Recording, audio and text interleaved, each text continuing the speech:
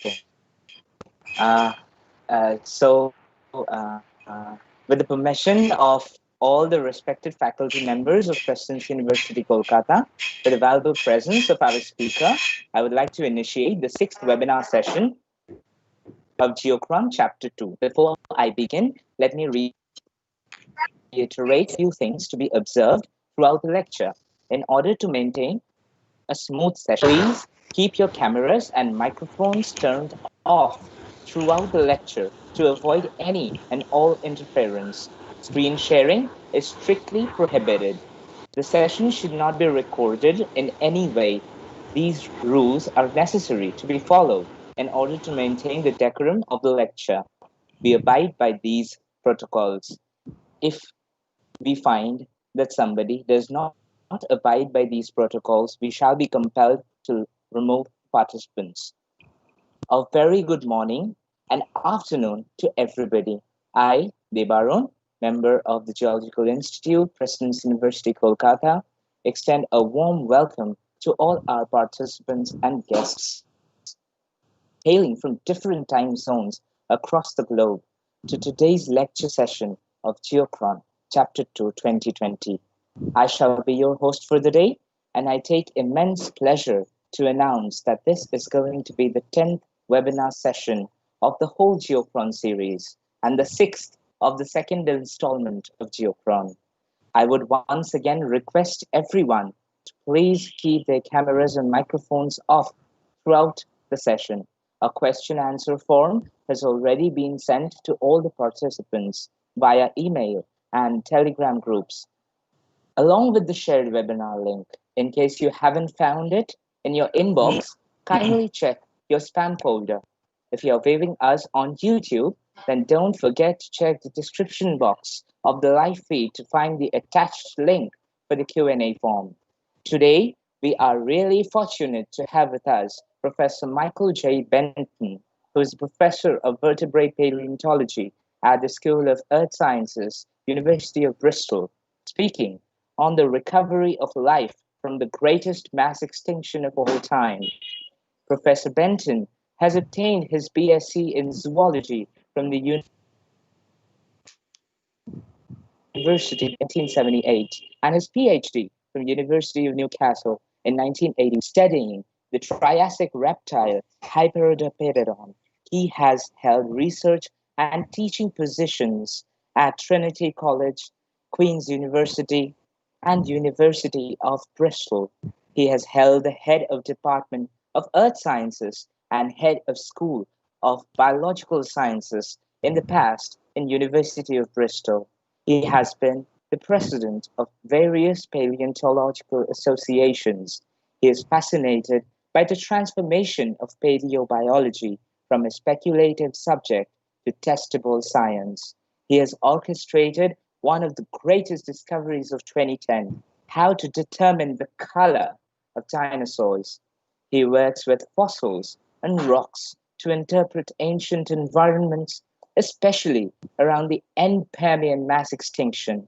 He has written over 400 scientific papers and more than 50 books on a broad range of paleontological topics. He is currently working on the Triassic, the time during which life recovered from the end-Permian mass extinction. He has been awarded with several felicitations and prizes all throughout his prosperous career, with the Jean-Baptiste Lamarck Medal being the latest feather in his cap. We are highly honored to have him with us deliver a talk on such a scintillating topic. We are sure that this session will be extremely enriching for us. We would definitely like to hear more about him from our very own Professor Kollan Haldar, Professor in the Department of Geology, Presidency University, Kolkata. I would request you, sir, to now introduce Professor Benton further and offer him the virtual dais. Professor Haldar, over to you, sir. Thank you, Devarun, and thanks to the Geological Institute, Presidency University for giving me the opportunity to formally introduce Professor Michael Benton. Professor Benton's career and achievements as a student, researcher, and teacher of paleontology are so stupendous that perhaps a whole webinar can be dedicated to it. In this introduction, I can only touch upon the main aspects. He has graduated from Robert Gordon's College, the University of Aberdeen, and got his PhD from Newcastle University in 1981. His primary research interest is the Triassic vertebrates. In course, he has contributed very significantly on the biggest of big mass extinctions, the Permo-Triassic event, and the biotic recovery after it. His research interest includes macroevolutionary patterns of biodiversity, quality of fossil record, origin of dinosaurs, shapes of phylogeny, age-clade congruence, and several other more specialized topics. He is prolific in writing scientific papers. He has written more than 400 such papers. He has written more than 50 books, including textbooks. His book on vertebrate paleontology is perhaps the only modern textbook on this subject, which is used by students across the globe. He has also written for children. He has contributed to television programs and documentaries, such as BBC's popular program, Walking with Dinosaurs. As a professor, he has supervised more than 70 PhD students. And he has founded the MSc program in paleobiology at Bristol, which is quite popular among students. A Triassic reptile, to be specific, a rhynchosaur, was named after him, Benton. He was elected a Fellow of the Royal Society in 2014 for substantial contributions to the improvement of natural knowledge. Professor Benton has made fundamental contributions to our current understanding regarding how biodiversity changed through time, how major groups of organisms have originated and diversified through time, what are the relative roles of internal and external drivers in shaping of the history of life, whether biodiversity reaches saturation, and obviously mass extinction. His key theme, however, remains the apocalyptic Permo-Triassic mass extinction, when life nearly died, and how life bounced back from that abyss. Today, he will enlighten us perhaps on general features of mass extinctions and how study of such features could give us insight about the ongoing and ensuing anthropogenically mediated biodiversity loss. With these words, I would request Professor Benton to take over and deliver his talk. Professor Benton, please. Thank you, Professor Holder.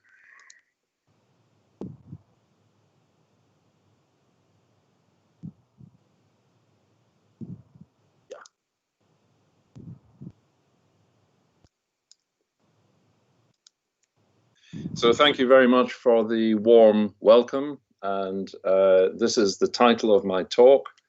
I will talk about the recovery, what we know about the Triassic and how life recovered from the end-Permian mass extinction, and I will try to relate that through to present-day extinctions. So I think we all know this sort of diagram, this kind of diagram, which is a kind of classic from the present day back to the Vendian and the Cambrian. And this is meant to show the diversification of life in the sea. This is the work of Setkowski, and highlighting a number of times, like in the late Ordovician, late Devonian, end of the Permian, end of the Triassic, end of the Cretaceous, when there were drops in diversity. And these correspond to the so-called Big Five mass extinctions. And when we look at the models for extinction, I'm not going to talk a great deal about the causes of extinction, mainly recovery, but this kind of diagram is a very helpful summary of the processes behind the end-Permian mass extinction, as well as some of the others, maybe the late Triassic and some others. And in this case, the Permo-Triassic mass extinction, starts with eruptions of the Siberian traps. Huge volumes of basalt lava erupted in what is now eastern Russia. Of course, the lava itself would kill life around the particular area, but this was a worldwide event. And the important point is that as volcanoes, sorry, this keeps jumping, as volcanoes produce lava, they also produce gas. And in this case, sulfur dioxide, carbon dioxide, methane. And particularly the sulfur dioxide mixes with water vapor to produce sulfuric acid, hence acid rain, and that's a big killer and can cause soil erosion because it kills the trees. When the trees are killed, they are washed away and the soil is lost from the landscape. But secondly, the methane and carbon dioxide can produce very sharp global warming, and that can also lead to extinction. It doesn't kill things on land immediately, but of course, anything living in tropical areas would move away from the tropics, and anything living in colder parts of the world would have nowhere to go. So over a few years, there will be substantial extinction. But the acid rain and soil erosion are massively important as well on land. In the oceans, of course, the warming affects the oceans and can have a similarly devastating effect because many marine organisms are tuned to living in the water temperatures that prevail. And if you raise those water temperatures by 5 or 10 degrees C, they get into the zone where they cannot survive. And they quit that area, they move out of the tropics, and again, the oceans get crowded, they die. But secondly, of course, the acidification of the ocean is also very important, and acidification will attack the calcium carbonate shells of many plankton and other marine organisms, and in addition to which the temperature can cause substantial oceanic anoxia, loss of oxygen, all of which combine to produce the marine mass extinction.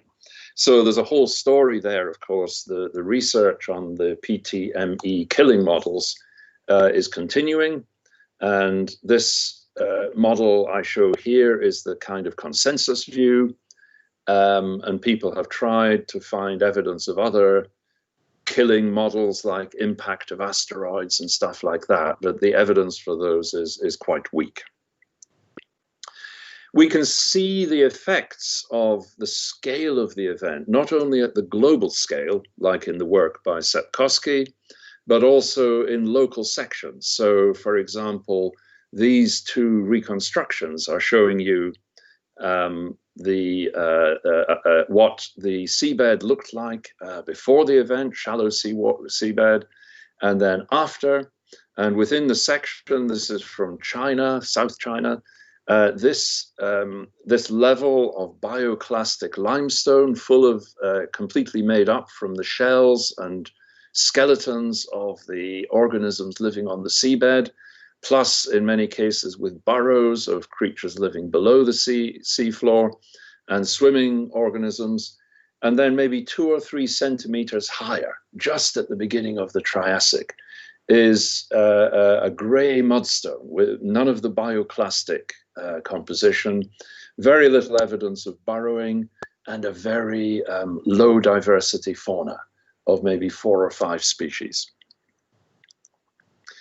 And in regional studies as well as global studies, people have been able to identify the scale of the event.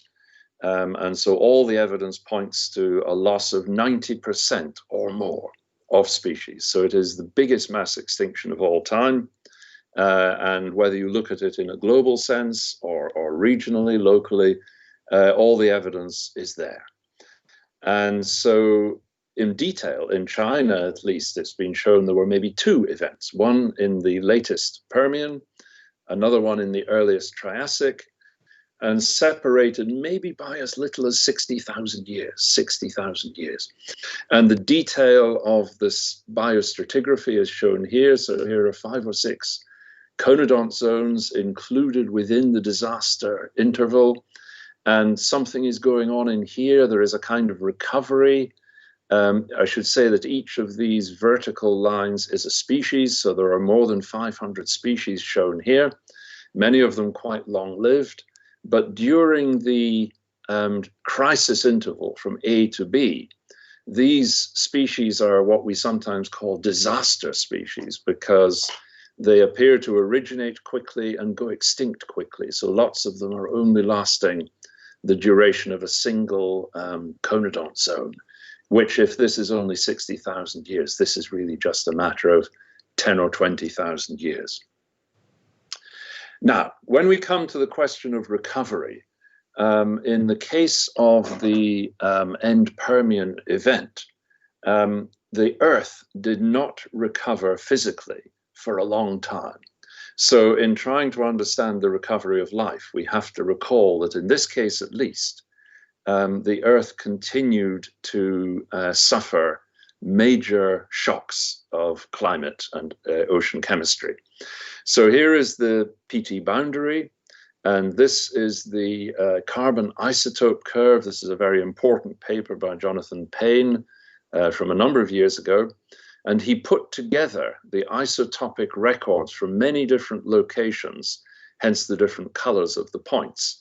But they all agree in the scale and the shape of the curve. And so what he pointed out was that exactly at the PT boundary, and maybe split into those two extinction levels at the very end of the Permian, the very end, beginning of the Triassic, is a carbon isotope spike. And this is a big negative shift in the isotopic values of carbon, reflecting a shift to the carbon-12 isotope, which is present in volcanic ash, in volcanic outpourings, as well as in living organisms. But what he noted was, if this marks the crisis and causing all of that sequence, sequence of consequences I just showed, it happened again, maybe 1 or 2 million years later, and again, even bigger, and again. So at least 3 times in the early Triassic, in this span of maybe 5 or 6 million years, there is further perturbation of the atmosphere and ocean. And the isotopic values finally settle down somewhere about here, something like 7 or 8 million years after the extinction. And the consequences, the geographic consequences, have been noted by various people, including another classic paper by Sun et al. In Science. And they noted that on the map of the world as it was in the early Triassic, apparently both vertebrates on land and in the oceans moved away from the tropical belt. And you're left with evidence of an overheated tropical belt. And I should say, of course, everybody I think knows that at this point, India is in the southern hemisphere, part of Gondwana. And so India is full of fossils at this time because, of course, it lies quite a long way from the equator. And we have well-known fossil sites in Russia, South Africa, parts of Australia, South America, China, etc., etc. So this could be taken as evidence for the heating. Life doesn't just sit there and die. Organisms move away if the temperatures get too hot. And we investigated this further. There are some difficulties because if you look at the distribution of continents and fossil localities, you could argue to some extent the absence of fossils could be partly due to the fact there are not many fossil localities. So actually, we just don't know. We tried to look at this a little more, looking at vertebrates and looking at both the skeletons and the footprints. And this is the equator, the paleo-equator. This is the northern hemisphere, the southern hemisphere, as it was at that time.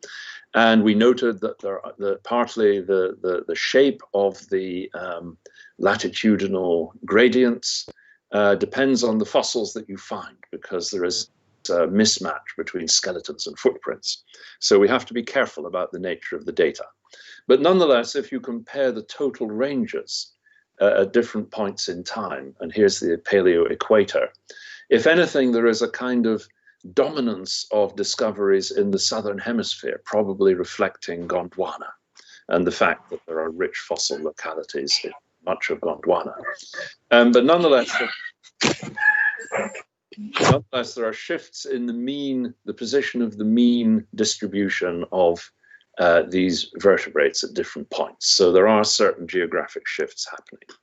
Now, this diagram summarizes aspects of the recovery. It shows the time scale, it shows the isotope signal, which we've already looked at. It shows the duration of volcanic eruptions, which were going on in Siberia all the way through this time, starting in the late Permian, going all the way through to this point. So they almost certainly are connected with all of these perturbations. And there are various gaps in the fossil record. In the deep oceans, there's a chert gap. An absence of silica-rich skeletons from sponges and from various kinds of plankton. I should have written the word in here, coral gap. There is a coral gap because the Paleozoic coral reefs disappear, and it's only in the middle and late Triassic that we get corals and reefs coming back. So there's a coral gap. And these are various groups of plankton, there's brachiopods, ammonoids, conodonts. And then on land, there is a cold gap because, of course, the effects of acid rain, as I showed earlier, killing plants, particularly trees, and allowing them and the soil to be washed into the ocean, meant there were no trees for a long time, no forests and no coal. And in India and China, you get coal right to the end of the Permian, then very little, and then it picks up again in the middle and late Triassic. So however you document the event, you can see the scale of the recovery. And this is a kind of classical paleontological way of documenting what's going on. So let's have a look at some of the field locations in China and some of the work that has been done recently. It's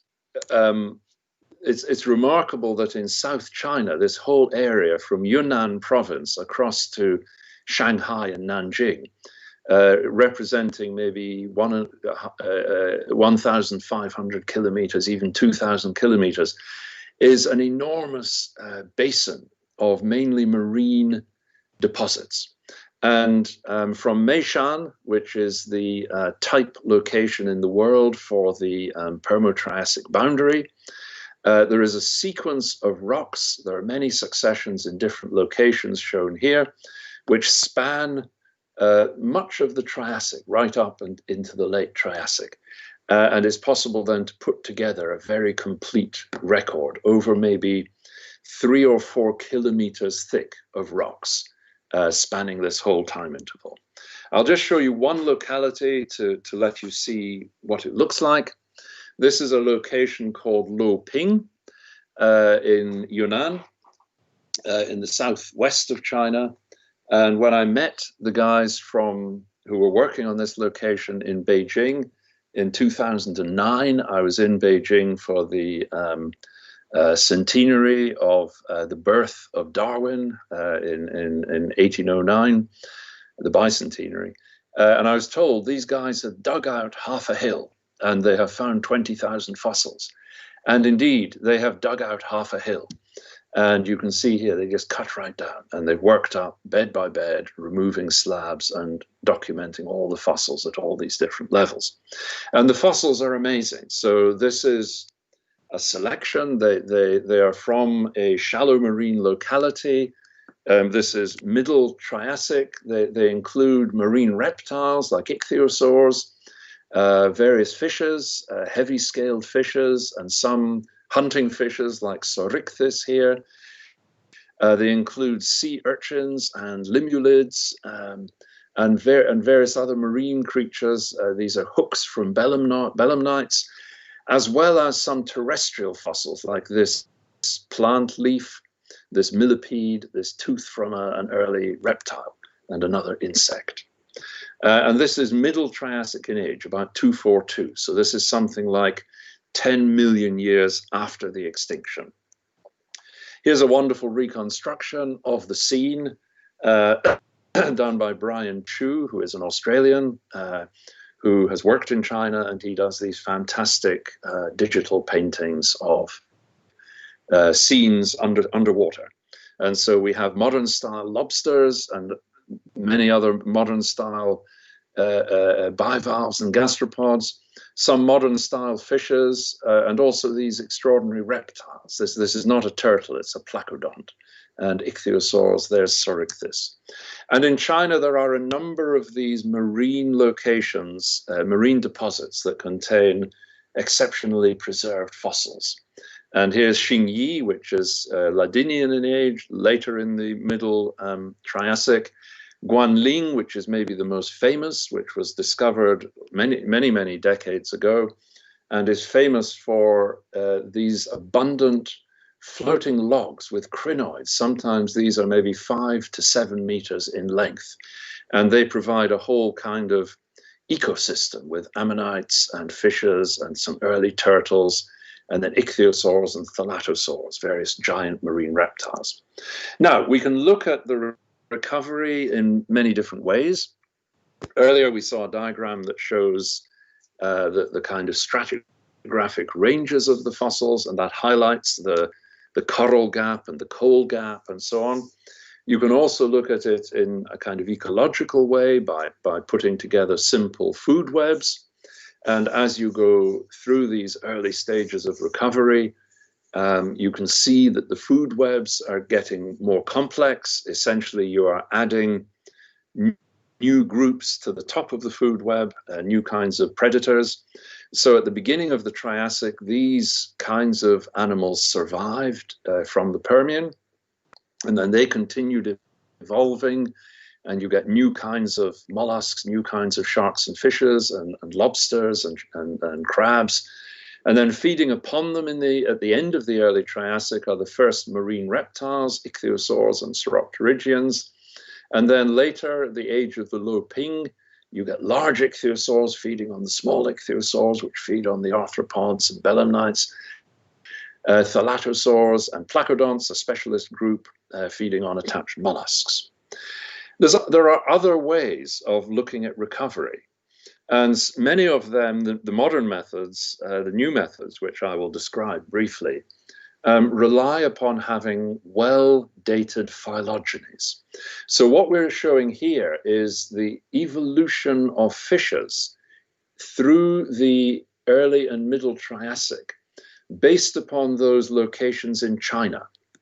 So here are the fossil Lagerstätten, or biotas. I was studying with colleagues in China the Low Ping fauna, but there are others here, Chaohu, Pangxian, I showed you Xingyi and Guanling. And of course, you can document the occurrence of different species of fishes. I've marked each of those with a black dot, and some of them occur in multiple levels, like this one here, for example. Some of them occur later. Some of them may only occur in one location, like here. But with a knowledge of the stratigraphic dating, so these are dated quite precisely against the standard timescale here. It doesn't matter if you have gaps. Of course, we don't have a complete fossil record of fossil fishes. There's a long gap here and another gap and so on, but at least you can tell in certain cases you find the same species, for example, here and here, so we know that it survives across, and here and here and here and here. But in other cases, by the nature of our knowledge of the phylogeny, we know that these two are close relatives. We know that these are close relatives. We add them. We draw the cladogram. Some will be familiar with the methods of cladistics, which we use to draw the phylogenetic tree. And with that knowledge, we've got a big understanding of exactly what is happening to the evolution of fishes. And likewise, the evolution of the marine reptiles, which all emerge towards the end of the early Triassic and kind of diversify in a fantastic way through the Triassic. And if you have a dated phylogenetic tree, you can do a lot with it. And this is where we move to a little primer, a brief primer on methods in the study of macroevolution. So macroevolution evolution literally just means big evolution. And we could say evolution above the species level, or the evolution that paleontologists can study. And there are numerical tools that allow you to calculate rates of change, times of rapid evolution, and relationships between different groups. And what are needed are excellent databases on the fossil record, knowledge of the fossils and their dates, precision dating, which of course many know has improved a huge amount. We now have much improved knowledge of magnetostratigraphy, radioisotopic dating, coupled with fantastic biostratigraphy, which allows us, if I just go back, to have very great confidence about this kind of timescale, where we have early, middle, and late Triassic. We subdivide it into stages, Induan, Olenekian, and Gneissian. We then subdivide these into substages, and then these can be further subdivided into conodont zones or ammonoid zones, etc., etc. But then by adding magnetostrat and radiometric dating, we can put exact age dates, and then we can also, with magnetostrat, correlate between marine and terrestrial, for example. And then phylogenetic trees, and then computational tools. So this is what you need. And the time is good now. I'm sorry, this keeps jumping. The time is good now because our global databases on the fossil record have never been better. They're still not perfect, of course, but they're better than they have been. Certainly the precision dating of the rock record is great. Phylogenetic trees for many groups are available, and the computational tools. So phylogenetic trees or super trees, here are some examples, and these are, people may be familiar with these. These are where you put together the knowledge of phylogeny based upon many, many detailed studies, and you gradually add these together until you cover a whole group. Like this one we did a number of years ago showing all the dinosaurs. And so this super tree of dinosaurs includes knowledge from maybe 1,000 publications and trying to get the very best consensus of all the different opinions about relationships. Also, of course, giant trees can be produced from genomic DNA data, as with this example from all birds, 10,000 species of birds, and this is the best fitting phylogenetic tree. It may not be 100% accurate, but that doesn't matter. It's pretty good, and it's good enough for a statistical study. And the kinds of things you can then do are, here's an example I did recently for the Triassic. I was looking at the evolution of endothermy or warm-bloodedness in mammals. This is a very early mammal, Morganucodon, and I tried to code different characteristics of the skeleton and the bone histology of the different animals on a scale of endothermy. It's a kind of informal scale, and this so-called heat map shows you the statistical change through time and the gradual acquisition of characteristics of endothermy until Morganucodon maybe was endothermic like a modern animal. And so this relies on using the tree, using the knowledge of the dating, and in this case, mapping trait or character evolution onto the tree. And in other cases, you're trying to test so this is using reconstruction of ancestral states. What is the condition of this ancestor, this hypothetical ancestor, this one, all the way back down to the bottom of the tree. And in other cases, you can actually test models of evolution. And the kinds of models that we are looking for in the early Triassic are the groups simply evolving in a kind of gradual manner in no particular direction, and they just evolve according to Brownian motion, which just means essentially stochastic or random? Or do they show early burst, where there is a lot of evolution happening very early? We might predict a lot of evolution happening in the first 10 million years, and then it kind of slows down. Or can we find evidence of a trend where the evolution is heading kind of in one direction? And probably here, this is what we're seeing. They're becoming more and more warm-blooded through the Triassic. Or the fourth one, Ornstein-Uhlenbeck, a bit of a weird name. It's for a case where evolution is kind of returning to the average all the time. You're not branching out endlessly sideways, but you're kind of coming back to the average. And the other general background comment to make about methods, before I show you some examples, is to give definitions of these two terms, diversity and disparity. So we use the word diversity in paleontology more or less as people do in modern biology, meaning species richness, the number of species or genera.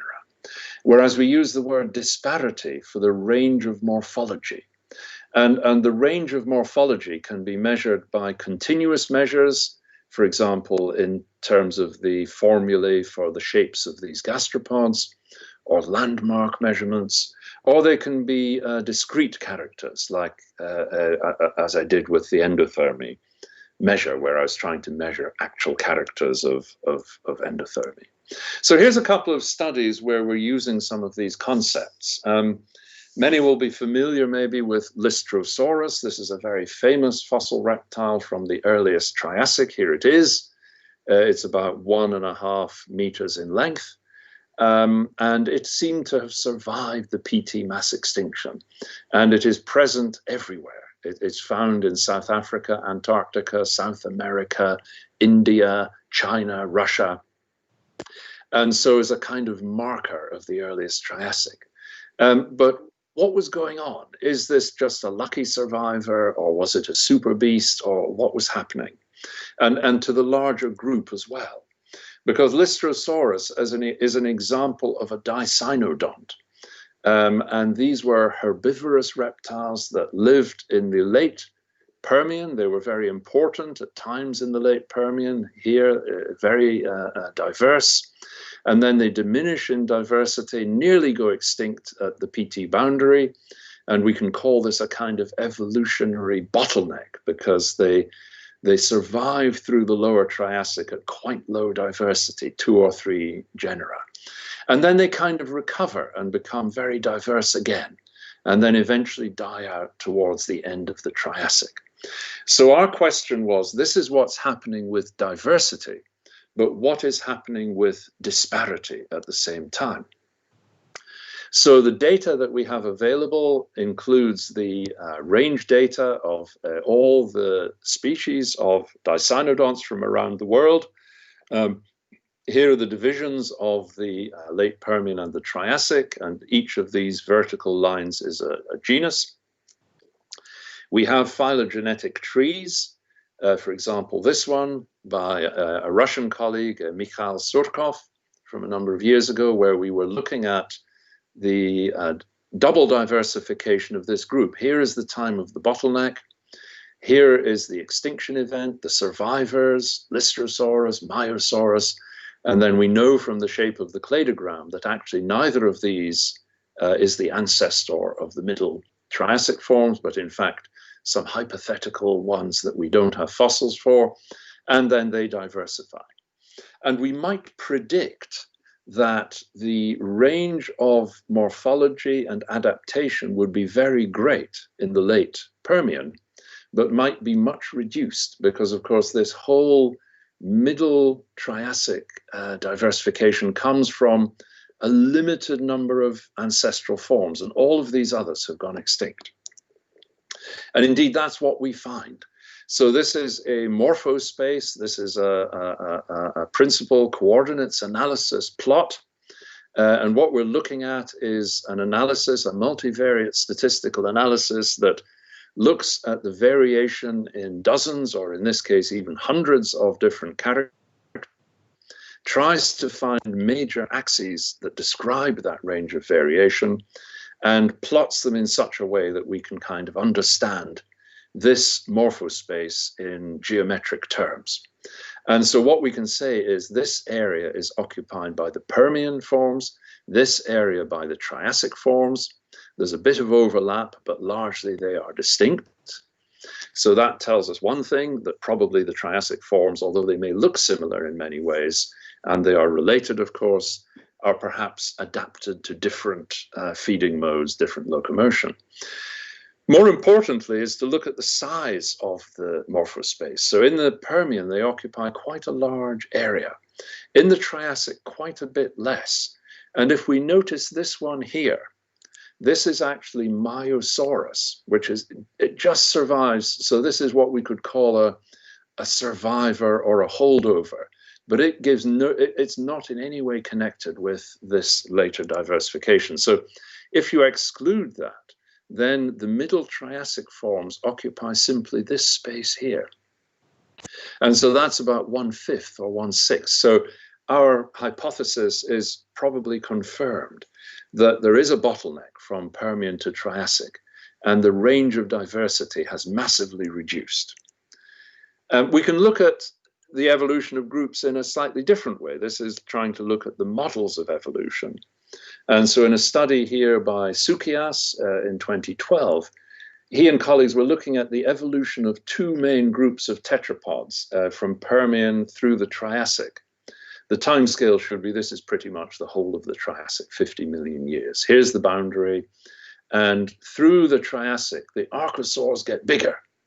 And at the end of the Triassic, they include dinosaurs, of course, some of which are maybe 10 meters in length.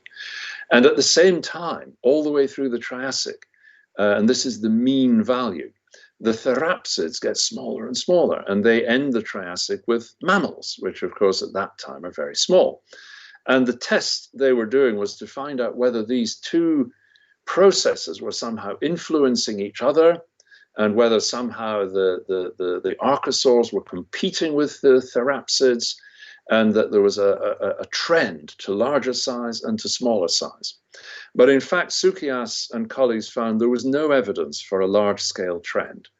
And they also looked at individual groups all the way through, and mostly they could not discriminate the models of evolution from Brownian motion, i.e. stochastic or random.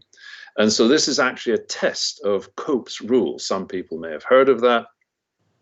It's one of those sort of rules of evolution, which may or may not be true. It kind of claims that in many groups, there's a tendency to get bigger and bigger through time. And now we actually have a way of testing that. We don't have to just look at the line and say, oh, well, that looks as if it's getting bigger in a fast manner.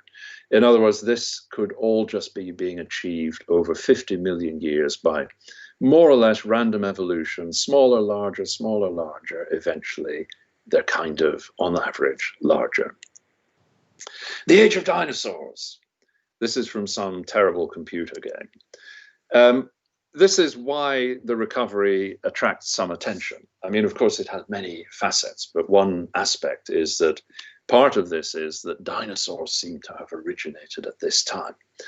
When I started to study this area, the oldest dinosaurs were definitely late Triassic, something like 232 million years ago. And remember, the extinction, mass extinction, is at 252, so this is like 20 million years after.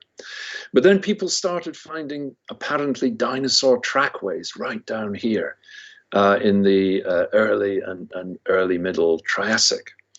And other evidence has been found to confirm that, yes, in fact, dinosaurs originated at that time.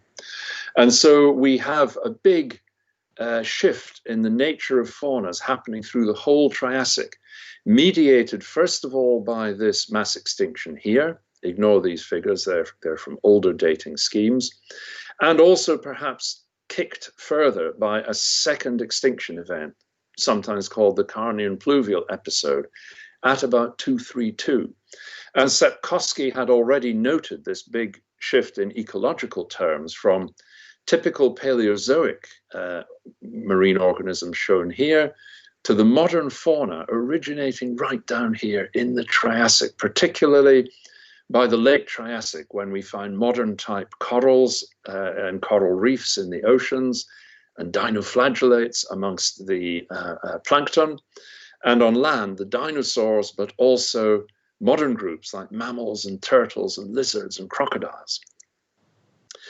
One of the numerical effects, or one of the other ecological effects of the extinction and the survivors, is the so-called Lilliput effect. The name Lilliput is widely used now by paleontologists. It comes from Gulliver's Travels, where Gulliver, who's a normal-sized sailor, finds himself in a land of tiny people called the Lilliputians. And it does seem to be the case that here are some brachiopods that in the late Permian, they're quite large. And through most of the early and middle Triassic, they're tiny. And they go down to maybe 1/10 of the size. And in fact, it takes the same up to 10 million years before they start to enlarge in size. And so we can now move into looking at the modern situation. And the question here is, what do we learn from looking at these ancient events that we could apply to modern conservation biology? What could we tell a conservation biologist that we have learned from the geological record? How to survive. This is how to survive. If you are a species that is going to survive the mass extinction, the key thing is to be widely geographically distributed, like humans. So this is good, but also pigeons and cockroaches, maybe not so good. Be a food generalist. Be willing to eat anything. Don't be a panda. Be small. This is not such good news for us because humans are generally regarded as large in the overall scaling of organisms. So be small, and this is where cockroaches and pigeons are better off. They often go together. So of course it's well known that elephants and tigers are greatly at risk of extinction. Because they're large, they have specialized diets. Mainly because they're large means that they need large territories. This is very well known, particularly in India. The size of territory that tigers require to survive is huge. They tend to live at small population sizes because of their size and their need for food, and so they are vulnerable. And so when conditions are harsh, loss of food, temperature change, having broad adaptations, being able to feed on anything, being able to occupy a small area helps in many ways. Another important point, though, is probably you can't adapt yourself to mass extinctions. Normal extinction pressures that we're witnessing at the moment, species can adapt to. But mass extinctions are so fast and they're so bad that generally you cannot adapt yourself. And it's being characterized by the term bad luck, not bad genes. So you can be super well adapted in normal times and survive really well through droughts and humid phases and lack of food. But when the mass extinction comes, those are crises that you have never experienced. And so natural selection cannot prepare you. The other term in English that is sometimes used, a very graphic term, is field of bullets. And I remind you of the First World War, where soldiers from every nation, including India, died in France. It wasn't that the weak ones died or the ones who hadn't had much food. Everybody died because it was just a big field of bullets. And however strong and well adapted you were, you die. Let's take a connection from the other way. So the two ways to speak to conservation biologists, I think, with a knowledge of geology and paleontology. This is one way because we can actually test these hypotheses. The idea of the Lilliput effect. If you're small or if you can reduce your body size, you can survive in tough conditions. We learn that from the fossil record. We learn other things from the fossil record, like these general points. They're not exactly rules or laws, but they are general points. But we can also learn by looking at the boundary between the fossil record and the modern historical record. It's worth remembering that there are extinction events on Earth which we might say are kind of geological, like this one, 10,000 years ago, 11,000 years ago, at the end of the Pleistocene. We would say, well, yeah, that's kind of part of geology, that's kind of part of paleontology, because we're looking at extinct species like saber-toothed cats and mammoths. But it's actually part of human history, because clearly there were human civilizations around at that time. And of course, human beings were making records of some of these extinct species. So there is a crossover. It's really important to remember this. There is a crossover between deep time, geologic time, and historical and modern time. And of course, there's a great deal of knowledge about climates and detail of how these different species lived, what they fed on, how they were hunted by humans, and whether they were killed by human hunting or by temperature changes and all kinds of other stuff. And the dating and is great. And in many cases, we can even get DNA, so that, as you know, I think you can draw evolutionary trees based on DNA for the mammoth and the mastodon, the saber-toothed tiger, the saber-toothed cat. They can be included with living species in genomic trees. We also know, as we come towards the present day, of course, we know of many, many species extinctions. These are all birds of the Hawaiian Islands, which were observed by early naturalists and from Europe and North America. And there are color paintings like these. People observed them and made notes, just as other living species. And then, oh dear, they go extinct. And thank goodness we have these records and skeletons and stuff. But that was a kind of bit of bad behavior by human beings. And it continues, of course. Here is the dodo, and people have been able to make estimates of rates of extinction of birds and mammals. And this graph shows from 1600 through to the present day, for example, the rising numbers of species that we have actually documented where they go extinct. So there are lists of species that were described by biologists, given scientific names, and then suddenly we discover, oh dear, they've gone extinct. Oh dear, maybe we should have done something to stop that. And so in a very good review of the impact of that kind of knowledge of the human episode, so this is now historical, but we're still using the kind of thinking that paleontologists use. Monastersky did a very nice review in Nature a few years ago. And if you're interested in the topic, this is quite a good starting place. And he's documented here the total documented extinctions. So this is not where people think there were extinctions. This is cases where we know for sure, like those Hawaiian birds and the dodo and various others. Although, of course, the trouble is we're only really observing groups that we are familiar with, like mammals and birds and amphibians. As for extinctions of insects and ferns and microbes, heaven knows, we just have no records really. But using that kind of information on the numbers of extinctions and when they happened, you can plot these kinds of graphs of how many extinctions every 50 years, and from numbers of extinctions per 50 years, per 100 years, you can obviously calculate a rate of extinction. And the rate of extinction calculated from those graphs is somewhere around up to 0.3% per year. And at first, of course, you think, oh, 0.3% per year doesn't matter too much. But if you scale it, there are something like 10 million species on the Earth today. That's 30,000 species per year. And that's where this figure of 78 or 80 species per day comes from.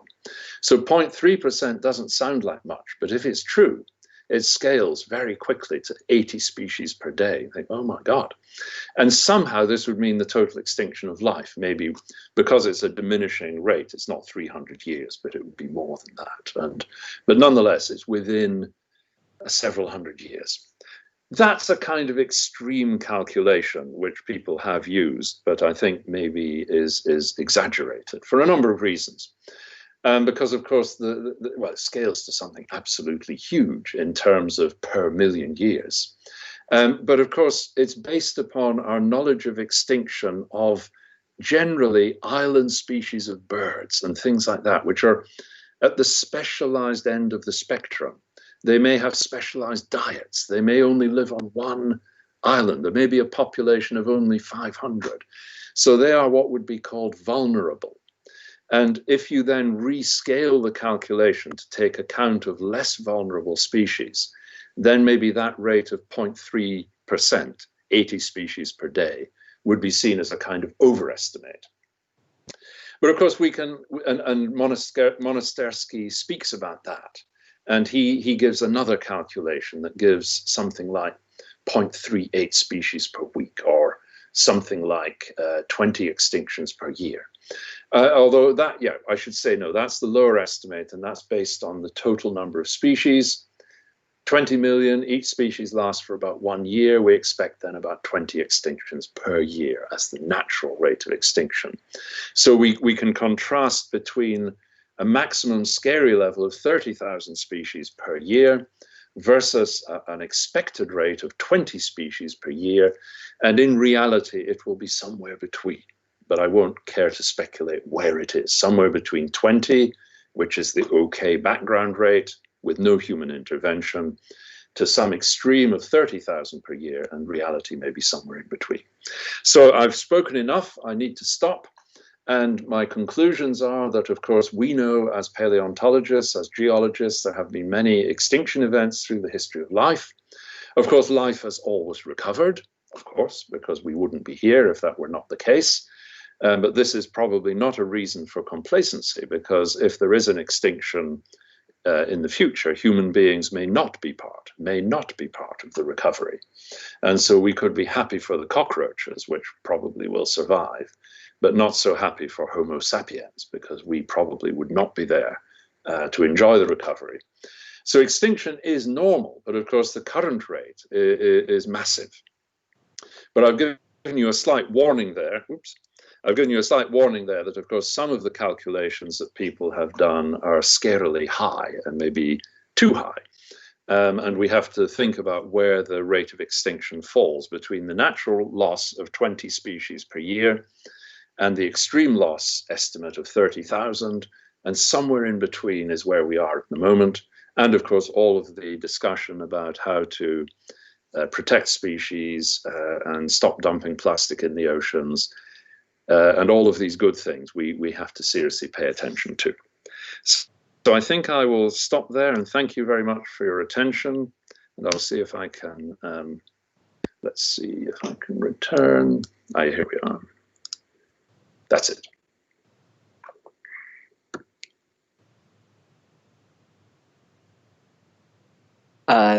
Thank you, sir. Am I audible? Can you hear me? Yes, I can. Okay, I would like to thank Professor Benton for this wonderful session. Thank you so much, sir, for this enriching lecture, an interesting one nonetheless. We are really enlightened today with your knowledge and presence. We shall surely return from this day wiser than we woke up in the morning.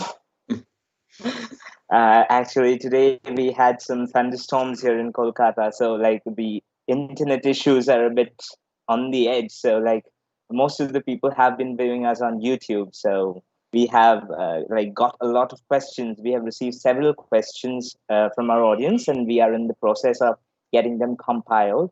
So once we are done, we would surely like to address them to you, sir. Of course, thank you. On a different note, I would like to remind everybody that tomorrow we shall be having with us Professor Nigel Hughes, Professor of Paleobiology, Department of Earth and Planetary Sciences, University of California, Riverside, USA, who will be delivering a lecture at 8:30 p.m. IST on ups and downs in the Himalaya, using the ancient sedimentary record to constrain Himalayan uplift and erosion. We are really overwhelmed by all your response to our endeavors so far, and we would be overjoyed with your presence in our upcoming lecture sessions. Please wait a few minutes. We shall begin with the question answers shortly.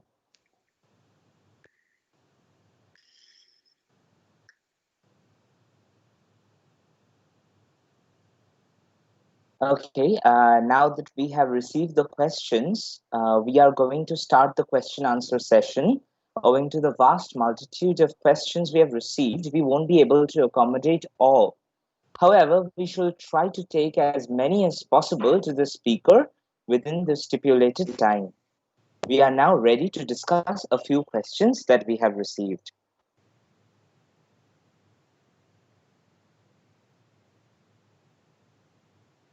Sir, for the first question, I have Orkojyoti Pathak, PG student, IIT Bombay.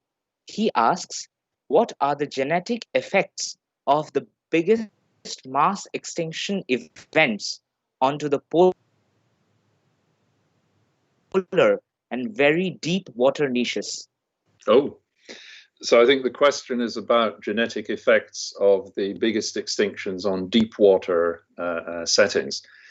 They are probably the least well known by geologists and paleontologists. We know more about the continental shelf and terrestrial settings, and mainly because the deep oceans are not such a rich resource in terms of the accumulation of sediments.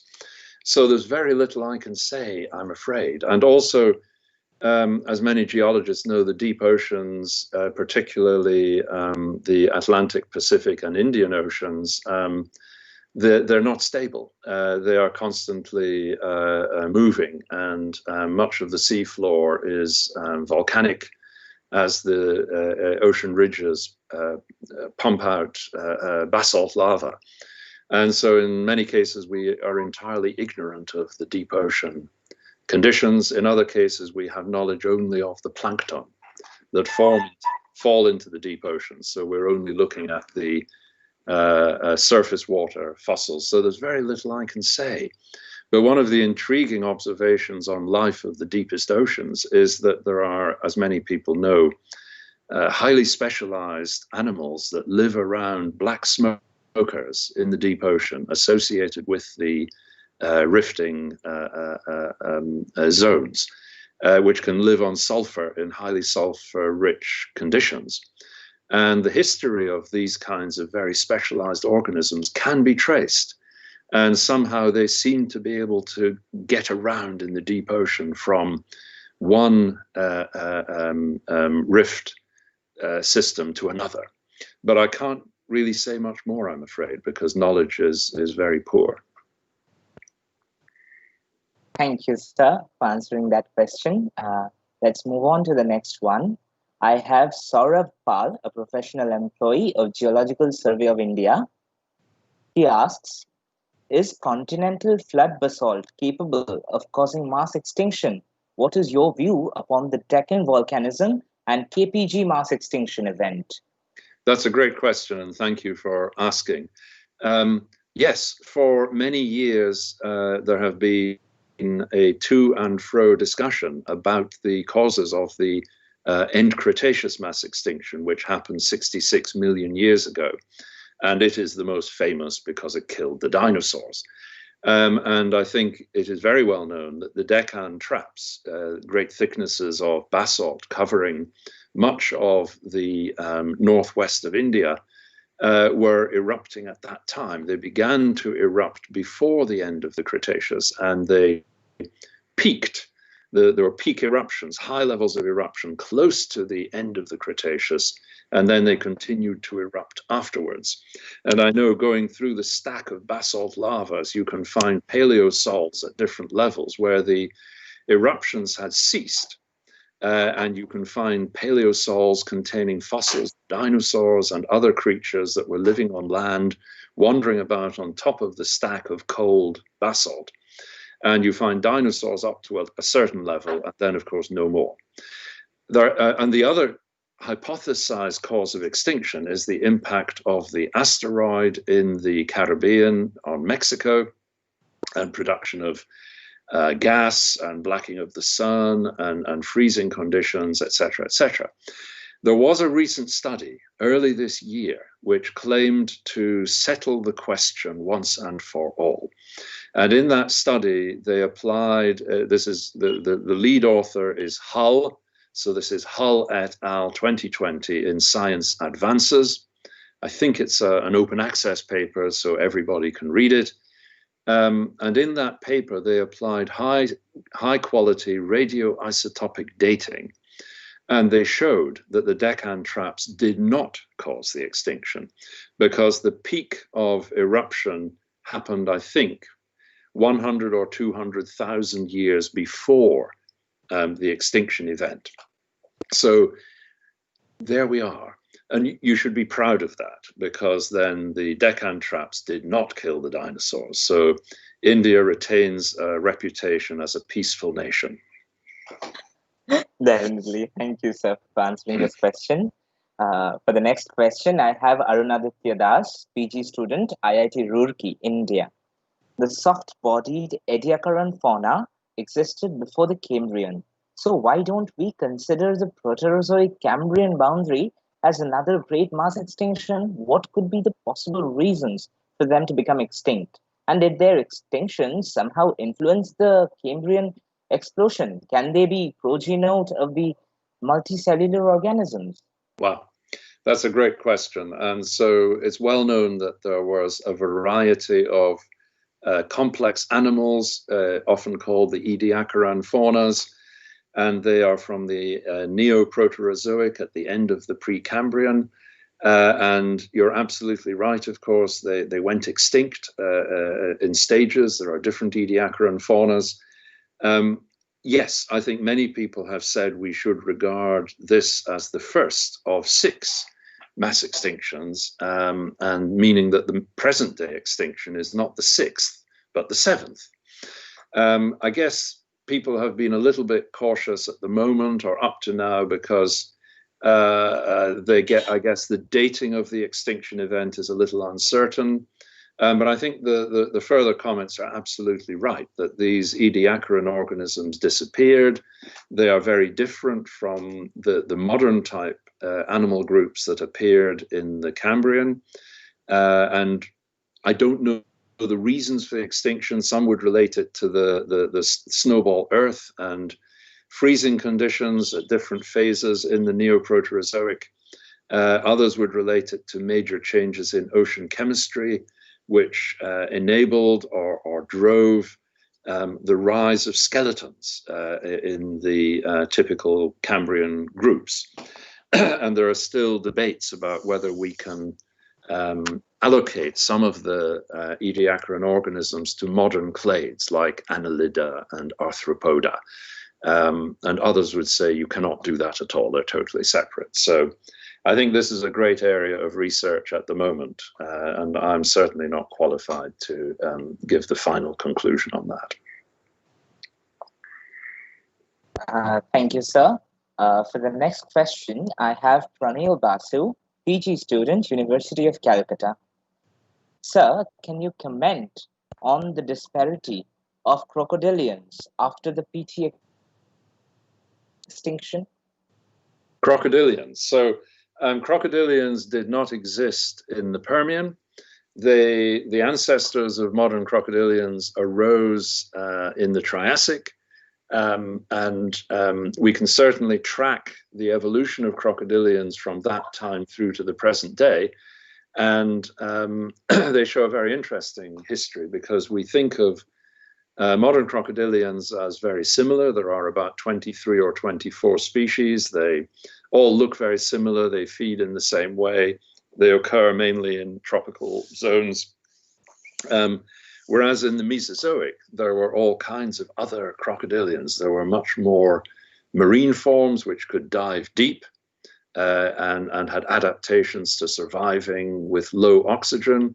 There were even terrestrial crocodilians that were top predators on land. And there were even herbivorous crocodilians. We think of them as entirely meat-eating or fish-eating. But there were forms in the Mesozoic which were pretty certain fed on plants. So and they were affected by the end Cretaceous mass extinction, which wiped out quite a lot of very successful groups of crocodilians. And they've diminished in importance since then, which is a great pity. Okay, that's all. Thank you, sir. For the next question, I have Pinaki Roy, faculty, Durgapur Government College, India. Was the diversification of life during the first 10 million years of early Triassic punctuated in nature? Okay, that's a great question. Yes, so this is about the first 10 million years of the recovery. In some ways, it was punctuated, because certain fast evolving groups like foraminifera and ammonoids, they quickly recovered. And then maybe 500,000 years later, they were killed off and by another heat crisis. And then more species emerged. So in a way, there's a kind of stop, start of evolution going on during that time. And so when we look at the record of isotope change, we see a world of repeated challenge by heating and acidification. But 4 times life was recovering and then eventually stabilized, I guess, after about 10 million years. How this relates to the debate about gradual versus punctuated evolution, the idea from Steve Gould and others, is not quite so easy to be sure. Thank you, sir. For the next question, I have Antonios Isidoros, student from Athens, Greece. Was there a change in global temperature among the extinction events? If yes, were they periodical like the Pleistocene epoch? So the question is about global temperatures and I think different extinction events. I'm not sure whether just the Triassic events or more widely. Between the different events in the early Triassic, it seems that the global temperatures were zigzagging a fairly fixed range, which applied throughout the Triassic. So generally higher temperatures than today, and with no polar ice caps. So the temperature range from equator to pole was probably much less then than it is today. However, if you look at all the extinction events through the Phanerozoic, some of those involved cold freezing phases, like at the end of the Ordovician and in the Pleistocene. So it seems that extinction events are happening in all different conditions of climate. Thank you, sir. For the next question, I have another one from Arunaditya Das, PG student, IIT Roorkee. Is there any statistical relationship between the mass extinction events, for example, the ratio of number of species getting extinct to those surviving it, or some other parameter to define the bottleneck events, which tend to achieve a certain equilibrium value? And can the Hardy-Weinberg principle be applied to the mass extinction events? Wow. Okay, that's many questions. So I'll try to touch on a few. I think we can find common factors between different extinction events. And some of them can be expressed in ecological terms, like I mentioned, like being small, being geographically widely distributed, having a generalized diet. So these are things that are quite general to most of the mass extinctions. I think it's harder, though, to apply principles like the Hardy-Weinberg principle or any of the other aspects of population genetics, because we are looking at a different scale. We're looking at the scale of millions of years, at best, maybe tens of thousands of years, but we can't get beyond that, right down to the scale of years, for example. And so we can't really follow individual populations in the way that we might like to. But I think there is some potential from genetic studies that may include the latest events, looking at the last 10,000 years. So there may be the possibility, well, definitely, of course, we can identify genetic bottlenecks in the evolution of humans. And that's by using modern data predicting back into the past. And we can see that all modern humans share an unexpectedly large amount of their genetics, which has been taken to mean there was some sort of bottleneck where total Homo sapiens reduced to one geographic area, one limited population, and we all derive from that. And so using the modern genetic knowledge can inform that kind of paleontology. We can't do that, though, from the present day back 200 million years. We can only do this back maybe 100,000 years, that kind of thing. Thank you, sir. For the next question, I have Mrs. Shinjan Roy, PhD student, President's University. Is the PTME somehow related to the gigantification of reptiles in the Mesozoic? Yes, I think that the change in the whole world and in ecosystems triggered by the PTME, simply because it was so huge, it included the dinosaurs, and all the other extinction events were smaller, and they involved perhaps the loss of 50% of species. So the loss of 50% sounds pretty bad, and it is. But in all those other cases, ecosystems were not totally destroyed. If you kill 50% of species, 50% survive. And the shape of the ecosystem, the food webs, etc., isn't always completely torn apart. And so new species arise and they can join parts of the food web. But in the Triassic, ecosystems were totally destroyed. You only had maybe 5% of species surviving. Ecosystems totally rebuilt. The nature of evolution was different.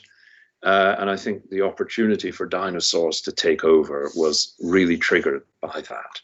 And if the extinction had not been so severe, we might not have seen such a profound change. Thank you, sir. I have a couple of last questions for you. I have Mr. Rahul Bhandari, Ramla Lanan College, University of Delhi. Even though most of the mass extinctions occurring on our planet have more or less been a result of climate change, why do people still seem reluctant to accept climate change as a fact? I can't answer that really. I think you're right that there are many people on Earth today in many countries who are they're maybe not very rational thinking. I guess if you have a training in any kind of science, you learn to read and think. And so I suppose that's the main point. And you have people in every country on Earth who have kind of crazy views. And I think it's very common now to contrast thoughtful people who read and think and discuss versus emotional people who see something on YouTube, speak to some guy, hear something on the street, and that's immediately they believe it. And there's nothing you can say to prove that there are not dragons living in your basement, or that the sky is made of blue metal, or I don't know. So all kinds of crazy stuff. And it seems to go with, there are people who believe the Earth is flat, who believe that the space probes to the moon were all a Hollywood fake, that all kinds of other stuff, where you would say, but we can prove you're wrong, and they don't want to know. You can take them in an aeroplane and show them the Earth, and they will still say the Earth is flat.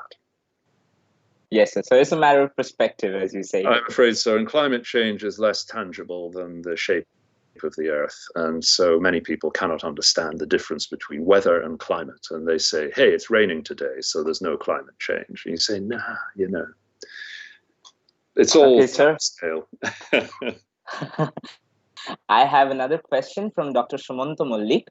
Does Earth's magnetic polarity reversal make any effect on triggering the biotic changeover? You would think it would.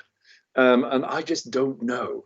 I think in all the cases where we have identified mass extinctions, the examples we've talked about, they are definitely associated with isotopic signatures of temperature change, which can be pinned closely to volcanic eruptions. So there is no question about that model for many of the mass extinctions, including the PTME. Likewise, no question that the impact of the meteorite is absolutely the driver, the trigger.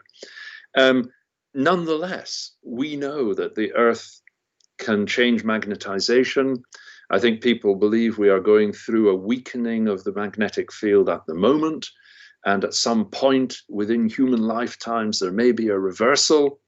And what happens? The Van Allen belts break down, the atmosphere disappears, the moon is sucked into the Earth. I don't know what happens, and nobody does. And I think geophysicists who study polar reversal, where the magnet of the Earth flips north to south, and everything should be changing. I just don't know. I guess the atmosphere does not disappear. And I guess that the magnetic polarity can switch at a weak point in magnetization. And maybe we don't even notice. I've got no idea.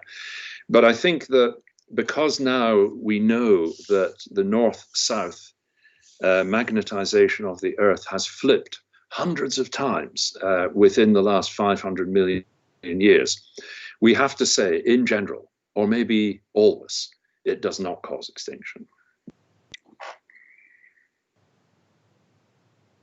Thank you, sir. I have one last question to you. It's from me.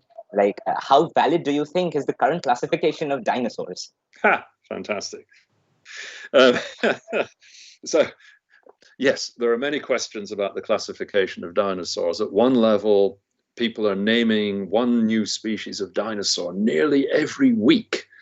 And we have to be cautious about that. Are we really discovering truly a new species of dinosaur every week?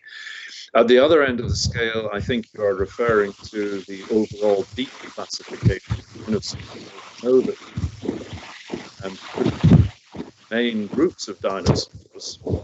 There are the theropod dinosaurs, which are the flesh eaters. There are the sauropodomorph dinosaurs, which include the giant plant eaters, and the ornithischian dinosaurs, which include everything else. They're all plant eaters plus the armored forms. Three groups. And of course, we thought we understood that the theropods and sauropodomorphs go together as Saurischia and the ornithischia, and that's how the three of them are arranged. But 2 or 3 years ago, a very revolutionary suggestion was made by Baron et al. In Nature, that in fact theropods go together with ornithischians and sauropods are the kind of outgroup. I think I prefer the traditional model. I think most data support the traditional model, but all I can say is that dinosaurs, these three big groups, which many listeners may not be familiar with, but just ask your 4-year-old child or grandchild, they will tell you all about it. I think that the reason that it's proved difficult is that actually the three main groups were evolving very fast in the late Triassic, maybe in the Carnian. And so they split up very quickly. And actually, it's very difficult to pin that question for sure. Thank you, sir. Thank you for answering these questions. I would now like to request Shinjanda, Mr. Shinjan Roy, to present the vote of thanks. Shinjanda, over to you. Thanks, Devarun. Well, we express our immense gratitude to Professor Michael Benton, who, despite his busy schedule, has found time to grace this event. Thank you, sir, for such an interesting and wonderful lecture. We are eager to maintain this relationship of love amongst us, and we hope to have you with us in the future for any such lecture or workshop. Please visit our Department of Geology, Presidency University, whenever you find yourself in Kolkata. Thank you. I would also like to extend my heartfelt thanks to all our faculty members. And last but not the least, I also extend my thanks to all the participants for their enormous cooperation. We will just take a screenshot to preserve the memory of this session.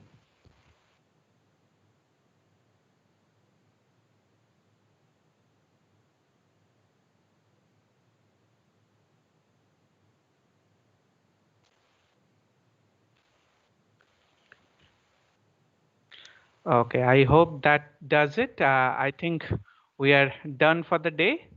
And we hope to see you all again as we reconvene tomorrow at 8:30 p.m. Indian Standard Time. Till then, adieu, stay safe, and have a nice day. The participants may leave the meeting now. And thank you once again, sir. We were really fortunate to have this wonderful lecture from you. Thank you. Thank you, everybody. Thank you so much, sir. Thank you so much, sir. It was beautiful to hear you speak today. Okay, you're very kind. Thank you.